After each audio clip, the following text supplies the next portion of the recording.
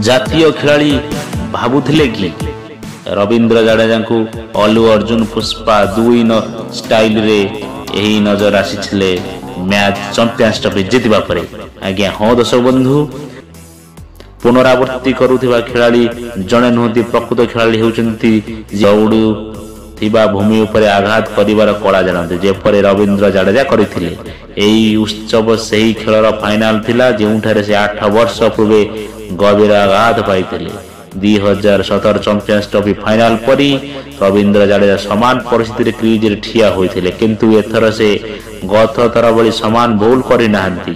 Champions trophy 2025ର ଫାଇନାଲରେ ଜାଡେଜା କ୍ରିଜରୁ ଅପରାଜିତ ରହି ଦଳକୁ ବିଜୟ ପହଞ୍ଚାଇଥିଲେ। ବର୍ତ୍ତମାନ ଏଭଳି ପରିସ୍ଥିତିରେ ପୁଷ୍ପା 2ର ରଙ୍ଗ ଜାଡେଜାଙ୍କ ମନୋଭାବରେ ପ୍ରତିଫଳିତ ହେବାକୁ ବାଧ୍ୟ ହୋଇଥିଲା। ଜାତୀୟ ଖେଳାଳି ଭାବୁଥିଲେ କି ରବୀନ୍ଦ୍ର ଜାଡେଜା ଏପରି ଏକ ପୋଷ୍ଟ କରିଛନ୍ତି। Team India champions trophy 2025 title ଜିତିବା ପରେ ଜାଡେଜାଙ୍କ ପୁଷ୍ପା 2 ଅବତାର ବିଷୟକୁ ସାମ୍ନା ଆସିଥିଲା। ସେ ନିଜକୁ ଅଲ୍ଲୁ ଅର୍ଜୁନଙ୍କ ଏକ ଫଟୋ ଷ୍ଟାଇଲ ଇନଷ୍ଟାଗ୍ରାମରେ ସେୟାର କରି ଲେଖିଛନ୍ତି, ନ୍ୟାସନାଲ ଖେଳାଳି ସମଝ କ୍ୟା?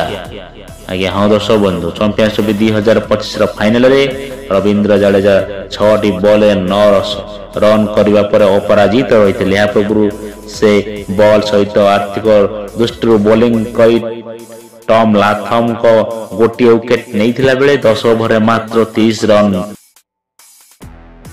ଦେଇଥିଲେ।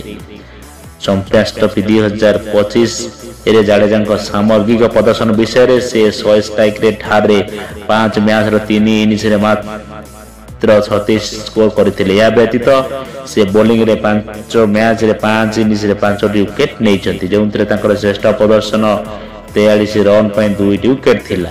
ଚାମ୍ପିୟନ୍ସ ଟ୍ରଫି 2025ର ଫାଇନାଲରେ ପ୍ରଥମେ ବ୍ୟାଟିଂ କରି ନ୍ୟୁଜିଲାଣ୍ଡ ଟିମ୍ ଇଣ୍ଡିଆ ପାଇଁ 252 ଲକ୍ଷ୍ୟ ଧାର୍ଯ୍ୟ କରିଥିଲା।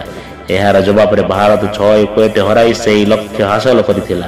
ଫାଇନାଲରେ ଭାରତ ପାଇଁ Rohit Sharma man of the match ହୋଇଥିଲେ, ଯିଏ 76 ରନ୍ର ଏକ ଅନନ୍ୟ ଇନିଂସ ଖେଳିଥିଲେ। ରବୀନ୍ଦ୍ର ଜାଡେଜାଙ୍କ ବ୍ୟାଟରୁ ଆସିଥିବା 4 ସହିତ ଭାରତର ବିଜୟ ନିଶ୍ଚିତ ହୋଇଥିଲା।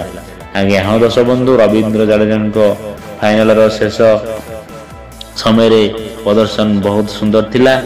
ରବୀନ୍ଦ୍ର ଜାଡେଜାଙ୍କ ଏହି ଭିଡ଼ିଓଟି ଆପଣଙ୍କୁ କିପରି ଲାଗିଲା ଦୟାକରି ଆମକୁ କମେଣ୍ଟ କରନ୍ତୁ। ଆମ ଚ୍ୟାନେଲକୁ ଦୟାକରି ସବସ୍କ୍ରାଇବ୍ କରନ୍ତୁ।